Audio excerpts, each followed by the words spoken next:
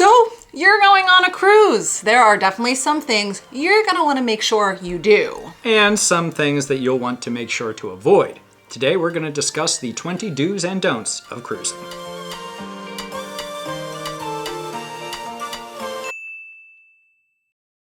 Hi friends! I'm Taylor. And I'm Jake. And if you are new here, we are big fans of cruising and we have been on 8 so far.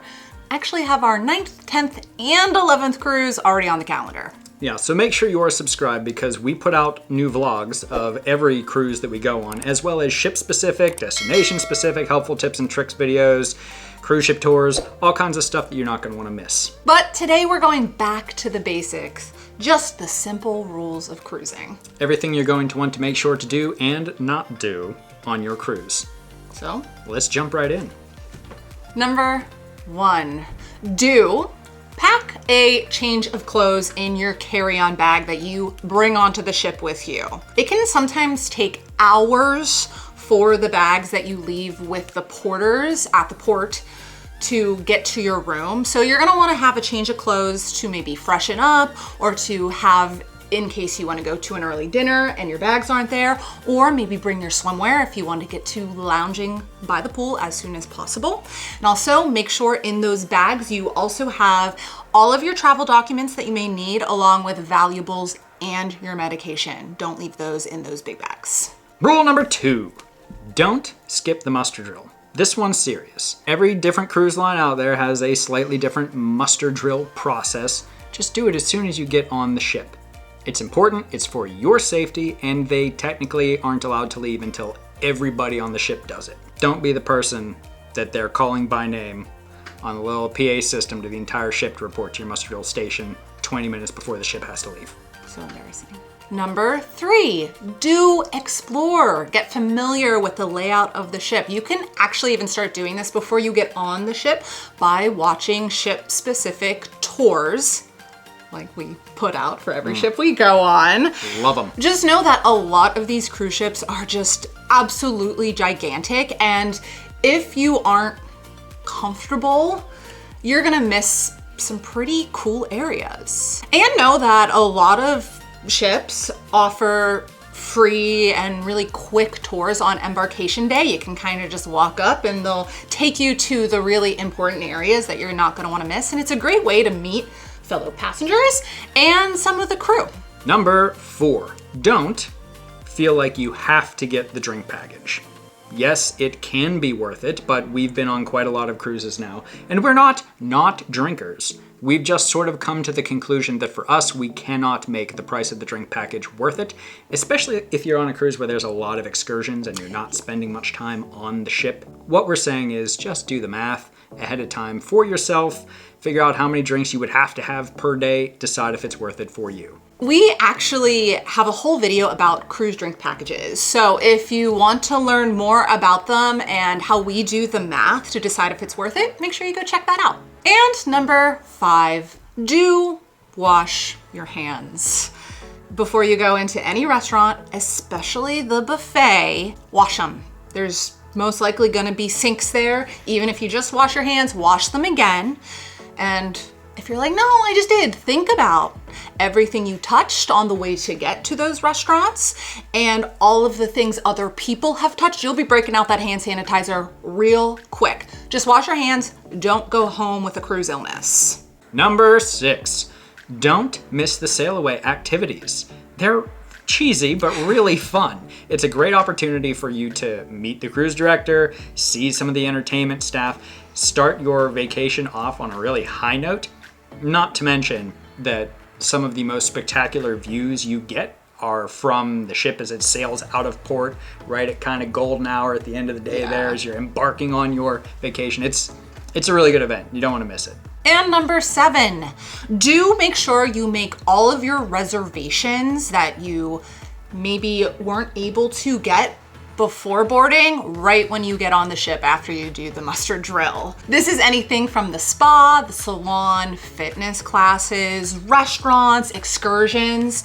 Just go and book them. The earlier you go and do this on embarkation day, the more likely you are to get the times you want, the things you want, and you'll be not having to contend with very long lines. Number 8, don't be a dock runner. Just don't do it. Before you get off the ship, make sure you know when all aboard time is. Make sure that whatever transportation you have planned is either through the cruise line and you don't miss it, or that you give yourself plenty of time to get back to the ship early. It's just plain rude to delay the ship. They have to pay massive fees if they're in port longer than they're supposed to be, and everybody's going to be making fun of you. You've seen the videos, maybe even some of ours. People hanging off the sides of the ship yelling at dock runners as they come back on 2 minutes before the ship is supposed to sail away. 15 minutes after the ship is supposed to sail away. I mean, it is one of my favorite parts of cruising, but just don't do it. Don't be one of them. Number 9, do take the stairs. Of course, if you have mobility issues or anything else that is going to make this difficult, you can ignore this advice. But the elevators can get really clogged, and you might be waiting for a really long time to get on one. And sometimes they don't go up and down in a way that makes sense. So taking the stairs probably is actually going to save you a lot of time. And think about all the extra calories you're gonna burn, which makes all those cruise ship ice cream cones, they don't count. It's nothing. Number 10, don't be a pool chair hog. If you've been on a cruise, you've seen it, we've seen it. You wake up in the morning, you go to your breakfast, and somehow there's already towels laid across one half of the chairs by the pool deck with nobody in them, off doing the rest of their thing throughout the ship, planning on come back at 1 o'clock in the afternoon, sit by the pool in the chair they reserved 6 hours ago. It's not cool. It's rude. You'll find a spot. You can't reserve the pool chairs. Just don't do it. Okay, we're halfway through, so let us know in the comments below your cruising do's and don'ts. 20 doesn't even scratch the surface, so give us and everyone else some more ideas about how to make your cruise perfect. Number 11. This one's a do. It's a must do in our opinion. Make sure you meet your stateroom attendant on the first day. Usually this happens about the time that your luggage is delivered and you can get into your stateroom.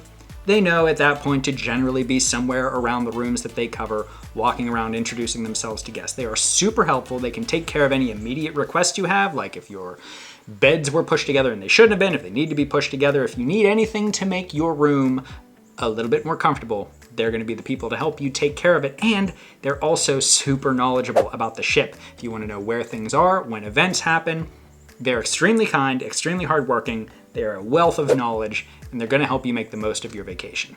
Number 12, really simple, make sure you turn off your cell phone data. If you leave it on once you get out to sea, you could really rack up some hefty charges from your provider, and I don't know, I think that would taint the vacation a little bit once you got home.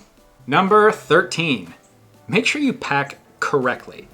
Cold weather cruises are way different than warm weather cruises in terms of the types and quantity of things that you need to pack. Pack based on the time of year for where you're flying out of, where you're flying into, where you're sailing to. You don't necessarily need hundreds of items in your luggage like different content creators out there will tell you that you need and should buy through their Amazon affiliate store, like ours. But there are definitely some cruising essential type items that we think should be in everybody's luggage just to help you get the most out of your experience. Check those out. We have some affiliate links down below if you're interested in any of that. Otherwise, most importantly, just make sure you check out the cruise line's list of prohibited items. Don't bring anything that you're not allowed to have because you're going to wind up getting it taken from you. Number 14, something I'm not great at, but don't forget to hydrate. You're gonna be hot, probably a little sweaty. You're gonna be eating foods you might not be used to, might be a little bit saltier. You may be consuming some adult beverages. You're gonna be drinking. So just slip in some water and juice or other hydrating beverages. Every once in a while, you'll thank yourself later. Number 15, do make sure to read the daily schedule. It is the entire list of the day's activities. Usually you can find a paper version somewhere around guest services. It's also in the cruise line app. You can mark the items that you definitely want to go and do. That way you don't miss them when the time comes. Number 16, don't be afraid to speak with the maitre d' about your dinner seating assignment. Sometimes you'll get to the table and often you may be sharing with other guests and it may be fabulously and you'll get along great. And other times you'll get to your table and be instantly insulted. Ask us how we know. But don't take it to heart, just head right to the maitre d' and they will absolutely do their best to accommodate you. Number 17, do make sure to understand what is included with your cruise fare and what is not. This can differ from one cruise line to the next. It certainly differs based on what packages you buy. Just make sure that you're not going around swiping your key card for everything with reckless abandon, thinking that it's all included in your cruise fare. Nothing will ruin a cruise quite like seeing an enormous bill before you have to get off the ship and having to settle that with guest services. We are going to make a video about hidden cruising fees, so to speak. We do have videos out there about the complimentary things on most cruise lines, so you can check that out for now and watch for the next one to come out in the future. Number 18, don't reuse your plates at the buffet or your cups, or don't use your own water bottle to fill. You're nasty. I'm sorry, this one really, so gross. Just put your mouth on it, why don't you? You know? This is how germs spread. So there's gonna be signs everywhere telling you not to do this. We still see it every cruise line we go on. If you have your own water bottle, just get a cup, clean cup, fill it, fill your water bottle. It'll take 2 seconds longer, but it's cleaner. And if you used a cup and a plate, leave it on the table, someone will take it. Just go get another one. Okay, I'm done being angry. Number 19, do try new things. A cruise is an environment where you have exposure to all kinds of stuff that you may never get a chance to do again if you never take a cruise like that again. Taylor rock climbed for the first time on a cruise. I surfed on a flow rider for the first time on a cruise. It was incredible. Might not get a chance to do that again. I'm very glad I took the chance on the cruise we were on. Yeah, new food, onboard activities. We have taken some incredible excursions. On an Alaskan cruise, we got on a helicopter, my first helicopter ride, and took it to a glacier and walked around on a glacier. And then a few days later, we went salmon fishing in the middle of the ocean. And then even more recently, we swam with pigs in the Bahamas, something we kind of laughed at and then did and had the best time. You never know what you are going to fall in love with and enjoy, and a cruise is just such a great time to experience these new things. I would say it's one of the easiest ways to find your happy place. Look at this guy. Look at me go. Number 20. Last but not least, we've made it to the end of our short list. Don't try to do it all. This one's simple.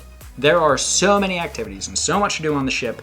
Don't get FOMO and feel like you have to get everything done because you don't want to get off the ship more exhausted than you were when you got on. Yeah. Just identify those things that are must-dos for you, mark them down, and go from there. You will find other things happening throughout the ship and itineraries and at the ports that are going to keep you entertained. Just go with the flow. And there you have it, our list of 20 do's and don'ts to have the most epic cruise vacation ever. We hope this list has helped you plan for your next cruise, whether it is your first or your 100th. But until then, make sure you're subscribed. Don't miss the next set of videos we have coming out. We got lots of good vlogs and helpful tips and tricks videos coming your way for the next few cruises that we have going on. Give this video a thumbs up and share it with your cruising friends. For now, that's all from this happy place. Now, go find yours. Bye. You're throwing off the heat. It's right now. just how I am.